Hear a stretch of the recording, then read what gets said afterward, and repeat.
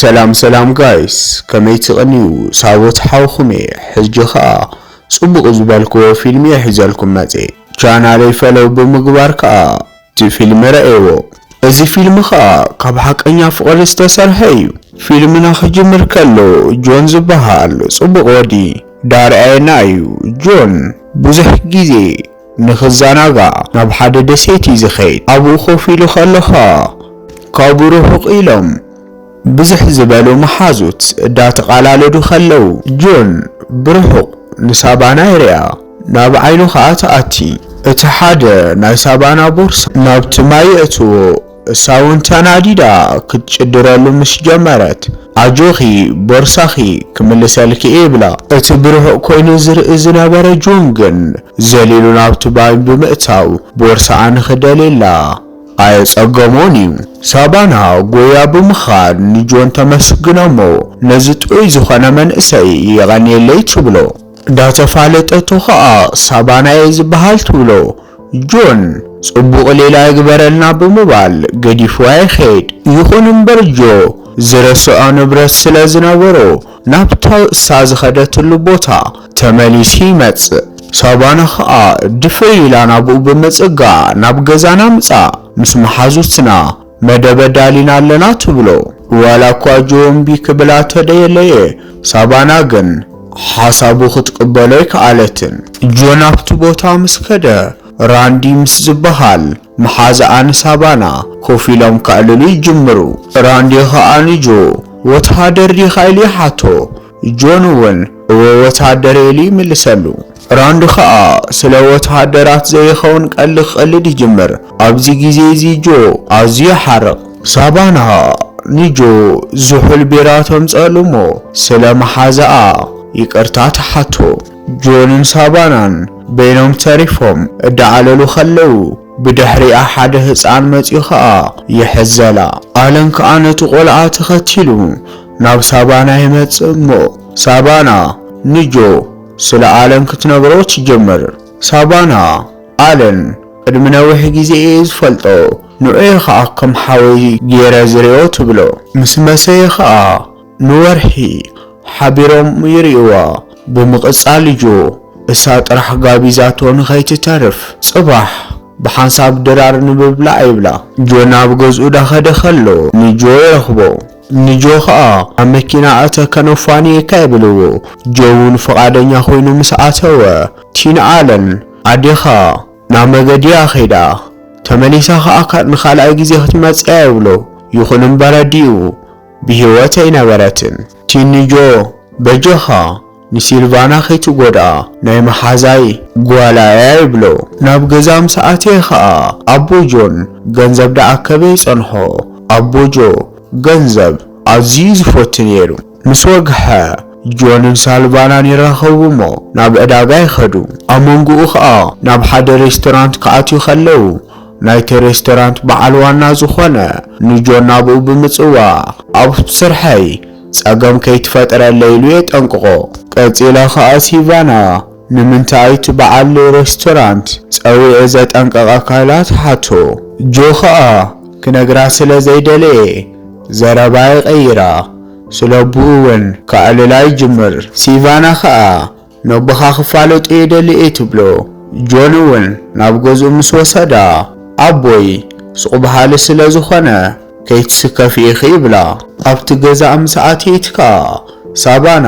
ምስ ኣቦ ጆ ከተዕልል ትጅምር ነቶም ዝእክቦም ሳናቲሙን ትሪኦም እቲ ግዜ መስዩ ስለ ዝነበረ ጆ ናብ ገዛ ከፋንያ ይወስዳ ነቦኻ ይተሓይሉ ኢኻ ናቦኻ እውን ቅረብ ኣቦኻ ጥዑይ ሰብ እዩ ኢላ ትዛረቦ ድሕሪኡ ከዓ ካብ መኪና ትወርድ ኣብ ቀጻላይ ግዜ ክራኸቡ ከዓ ጆ ንሳባና ናፊቕዋ እዩ ነይሩ ናበይኺ ዝኹሉ ግዜ ጠፊእኺ ኢሉ ከዓ ይጥይቓ እሳ ከዓ ውሕጅ ሓደጋ ገዝኦም ዝሰኣኑ ወገናት ገዝኦም ስለ ዝተበላሸ ንኦም ንምሕጋዝ ጠፊኤ ትብሎ ቀጺሎም ከዓ ብሓባር ናብኡ ብምኻድ ነቶም ዝጸገሙ ሰባት ይርእዎም ጆ ብናይ ሳባና ስራሕ ተገሪሚ ነይሩ ብምቕጻል ጆ ክፍተት ዝበሃል ዘይብል ክጓሉ ክኢኺ ይብላ ክፍተት ኣለኒ እዩ ኢላ ትምልሰሉ ኣብኡ ከለው ከዓ ማይ ምህራብ ይጅምር እሞ ንኸዕቁል ኢሎም ክፍትኑ ከለዉ ንሪኦም ውሕድ ግዜ ምስ ጸንሑ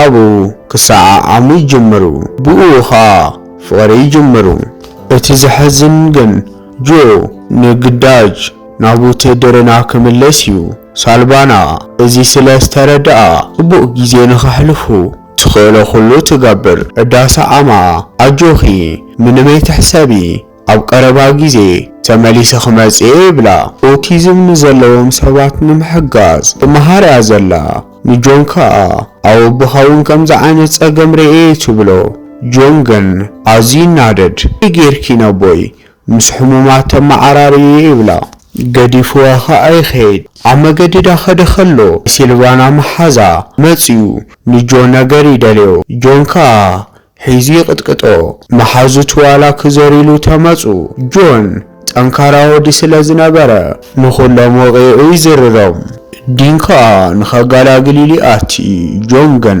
ሓሪቑ ስለ ዝነበረ ንዕውን ይሃርሞ ኣብ መንጎኡ ሲልቫና ጆን ከምዚ ክሓርቐን ከምኡውን ክበኣስን ሪኣቱ ስለ ዘይትፈልጥ ደንጊጻ ትጥምቶ ጆን ግን ከይተዛረባ ገጹ ኣዚሩ ይኸይድ ኣብ ቀጻላይ መዓልቲ ጆ ንሲልቫ ናብ ኮሌጅ ትኸደሉ ግዜ ስለ ዝኣኸለ እሳ ግን ብኡ ስለ ዝሓረቐት ከይተሰናበተቶ እያ ኸይዳ ኣብቲ ግዜቲ ቲም ናብቲ ቦታ ብምምጻእ ንጆ ሲልቫና ኸይዳ ኢሉ ይነግሮ ጆን ንቲም ስለ ዝረኣዮ እቲ ዝሃረሞ ስለ ዘይሓወየ ይቅርታ ኢሉ ይሓቶ ጆን ንቲም ንኸተጋላግል ከም ዝኣተኻ ኣይፈለጥኩን ሓሪቐ ስለ ዝነበርኩ እየ ከዓ ወቂዐካ ብምባል ኣብ ወረቐት ንሲልቫና መልእኽቲ ብምጽሓፍ ንዓኣ ንኽህበሉ ሂብዎ ካብኡ ይኸይድ ኣብኡ ንጆ ሲልቫና ክትመጽእ ኢሉ ስለ ዝሓሰበ ምግቢ ብምድላው ይጽበያ ንሰለስቲኦም ዝኸውን ሰለስተ ቢያቲ ብምድላው ክጽበያ ኸሎ ጆ ሲልቫና ይትመጽእን ኢሉ እቲ ናታ ቢያቲ የቕምጦ ከም ልሙድ ምሰብኡ እዳተደረሩ ኸለዉ ሲልቫና ሃንደበት ናብቲ ኣፍ ደገ ብመኪና ትመጽእ ጆ ናብ ደገ ብምውጻእ ንሲልቫና ይሓቕፋ እሳ ኸኣ እቲ ዝገደፍካለይ መልእኽቲ አንቢበዮ በኣኻ ንኽጭክን ከዓ ኣይኽእለንን ንዑየ ናባኻ መጽእ ኢላ ትዛረቦ ድሕሪኡ ሓቒፍዋ እሳ ኸኣ ኣነውን መልእኽቲ ጽሒፈልከየ ምስ ከድኩኻ ግን ተንብቦ ትብሎ ኣብ ቀጻላይ መዓልቲ ተራኺቦም ናይ ክልቲኦም ዝኸድሉ ግዜ ስለ ዝኣኸለ ክልቲኦም ደብዳቤ ንኽጸሓሓፉ ቃል ይተኣታተው ሲልቫና ዋላ እኳ ተዘይደለየት ደስ ከይበላ ንጆን ተሰናቢታቶ ትኸይድ ጆን ነብኡ ተሰናቢትዎ ናብቲ ግዳጅ ውትድርና ይኸይድ ኣብኡ ምስ ከደ ከዓ ንሲልቫና ደብዳቤ ካብ ምጽሓፍ ኣይዕረፈን ነይሩ ጆን ሲልቫና ብትዕግስቲ ነቶም ደብዳቤታት ተጸበዮም ምኽንያቱ ከዓ ሓደ ግዜ ብፍጥነት ዘይኽመጹ ይኽእሉ እዮም ኢሉ ምስ ነገራ ፍቕሮም ኣብ ወረቐት ክገልጹ ወይ ፍትኑ ክልቲኦም ፍቕሮም ዳተገላለጹ ደብዳቤ ምጽሓፍ የቋረጹን ቀጺላ ከዓ ስለ ኦቲዝም ዘለዎም ሰባት ካምፕ ክትከፍት ከም ትደሊ ንጆ ትነግሮ ጆ ከዓ ኣዝዩ ደስ ዝብል ሓሳብ እዩ እዚ ንጽጉማት ሰባት ዘለኪ ጽቡቕ ኣረኣያ የድንቆየ ብምባል ደብዳቤ ጽሒፍላ እዳኸደት ነብኡ ከም ትሓቱ ከዓ ትነግሮ ኣቦ ጆ ኩሉ ግዜ ስለቶም ዝሰርሖም ሳንቲማት ያዕልላ ነይሩ ካብ ኩሎም ሳንቲማት ከዓ ኣዝዩ ዝፈትዮ ሓደ ነይሩ ናይቲ ሳንቲም ታሪኽ ንኽነግራ ፍቓደኛ ኣይነበረን ጆ ይንገርኪ ኢሉ ከዓ ዘሊልዎ ይሓልፍ ኣብ ቀጻሊ ደብዳቤ ኣኽጽሕፍ ከለኻ ስለዚ ሳንቲም ታሪኽ ንጆ ትጥይቖ ጆ ከዓ ፍሽኽ ዳበለ ብደብዳቤ ይምልሰላ ድሕሪ ኣይስክሬም ምግዛኡ እቲ ሸያጢ ኣይስክሬም ንጆ መልሲ ይምለሰሉ ካብ መዓልታት ሓደ ግዜ ንጆ ፍልይ ዝበለ ሳንቲም ይህቦ ጆ ከዓ እቲ ሳንቲም ናብ ኣቦኡ ሒዝዎ ብምኻድ ነብኡ ይህቦ ምስ ኣቦኡ ብምዃን ከዓ ናብ ሳንቲም ዝርኡ ሰባት ይወስድዎ እቲ ሳንቲም ዝርኢ ሰብ ነዚ ሳንቲም $20 ክገዝአኩም ምኽንያቱ ከዓ ዝተፈለየ ኢሉ ይነግሮም ኣቦ ጆ ግን ካብቲ ቦታ ብምውጻእ ናብ ካልእ ሳንቲም ዝርኢ ሰብ ይወስዶ እቲ ሰብ ከዓ ግልጽ ዝኾነ ኢንፎርሜሽን ይዝነግሮ። ድሕሪ ግዜ ከምዚኦም ዝበሉ ሳንቲማት ብከቢድ ዝኾነ ገንዘብ እዮም ዝገዝኡ እና ቀሊል ንብረት ይኾንካ ንሒዝካ ዘለኻ ይብሎ። ድሕሪኡ ከዓ ካብዚ ብምልዓል ኣቦ ጆ ሳንቲም ምእካብ ጀመረ። እቲ ዝተውሃቦ ተልእኽኡ ወዲኡ ጆ ናብ ገዝኡ ዝምለሰሉ ግዜ ይበጽሕ። ኣብዚ ግዜ እዚ ከዓ ካልእ ተልእኾ ክዳለዉ ከም ዘለዉ ዝንገሮም። ቅድሚኡ ግን ናይ 2 መዓልቲ ዕረፍቲ ይወሃቦም። ኣብዚ ግዜ እዚ ጆ ንሳልቫና ንምርካብ ይኸይድ። ሳልቫና እውን ንዑ ምስ ረኣየት ዘሊላ ትጥምጠሞ። ሳልቫና ንጆ ምስ ቤተሰባ ንምፍላጥ ናብ ገዛኣ ትዕድሞ። ጆ ምስ ኣቦኡ ኮይኑ ከዓ ሓሪፍ ምግቢ ኣዳልዮም ናብኡ ዳኸዱ ከለዉ ኣቦ ጆ ናይ ሲልቫና ስድራ ንምፍላጥ ስለ ዝፈርሐ ናብ ገዛ ይመልሱኒ ይብል። እሶም ናብ ገዝኡ ምስ መለስዎ ናብቲ መደብ ይኸዱ። ኣብኡ ጆን ናይ ሲልቫና መሓዛን ይረኸቡ። እቲ ናይ ሲልቫና መሓዛን ጆ ይቅርታ ይጥይቆ። ቲሙ እውን ኣብቲ መደብ ይርከብ። ጆኒ ቲም ከዓ ኣቦይ እስካዕ ወደ 15 ዓመት ዝኸውን ዓዲኻ ተመሊሳ ክትመጽያ ዝብለኒ ነይሩ። ከምኡ ኢኻ ከዓ ኣብ ልዕሊ ወድኻ ትገብር ዘለኻ ይብሎ። ስድራ ሲቫና ንጆ ፈትዮሞዮም ነይሮም። ይኹን እምበር ሲቫና ጆ ናብ ተልእኾ ከም ዝኸይድ ምስ ፈለጠት ኣዝያ ትሓርቕ። ከተዛርቦ እውን የደለይትን። ኣብዚ ግዜ እዚ ጆ ከኣልላይሉ ናብኣ ትኸደ። ካባየ ይረሓቕ ኢለያ ትምልሰሉ። ጆ ግን ዋላ እኳ ከተዛርቦ ኣይትለ እዚ ኩሉ ሰጊሩ ከዛርባ ይጅምር። ኣብ ህይወተይ ኣዝዩ ወሳኒትን ኣድላይትን ጓል ኢኺ። ይኹን እምበር ቀዲመ ተልእኾይ ክውድእ ኣለኒ ኢሉ ይዛረባ። ኣብዚ ግዜ እዚ ሲልቫና ኣዝዩ ስለ ዘሕዘና ንጆ ተሓቕፎ። ኣብቲ ተልእኾ ኸይዱ ግን ክንደይ ዝኣክል ግዜ ከም ዝጸንሕ ጆ ይፈልጥን ነይሩ። ኣብ ቀጻሊ መዓልቲ ሲቫና ኣቦኡ እውን ኣብቲ መዕረፎ ነፈርቲ ተረኺቡ ንጆ ጽቡቕ ዕድል የጋጥም ካይሉ ይምርቆ።